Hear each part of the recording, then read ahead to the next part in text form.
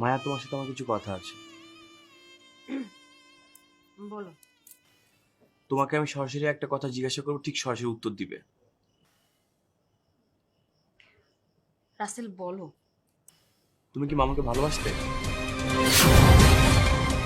তুমি কেমনে জানো? কার কাছ থেকে জেনেছি, কার থেকে শুনেছি, এটাকে জানার কোনো বিষয় না। আর এইসব কথা কখন লুকোনো থাকে না। তুমিও তো মামাকে ভালোবাসো, তাই না? হ্যাঁ, কবে?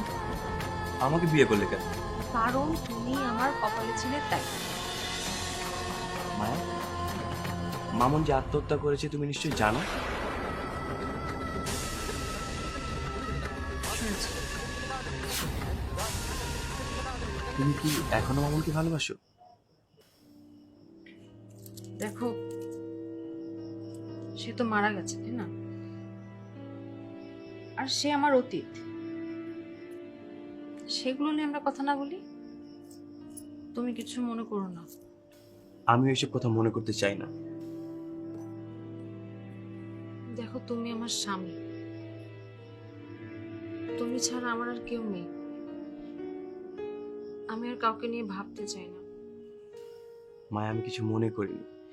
বিয়ের আগে পছন্দ অপছন্দ থাকতেই পারে, আর এসব নিয়ে আমি মাথা ঘামাই না।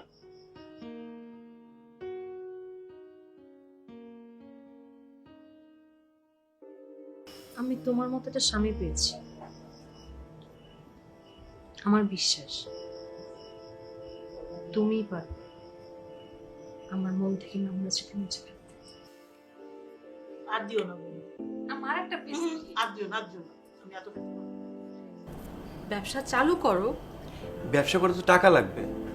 কদিনই ধানের ব্যবসা অনেক টাকা রোজগার করেছিল, হঠাৎ ব্যবসায় মার খেয়ে একেবারে বেকার হয়ে পড়েছে।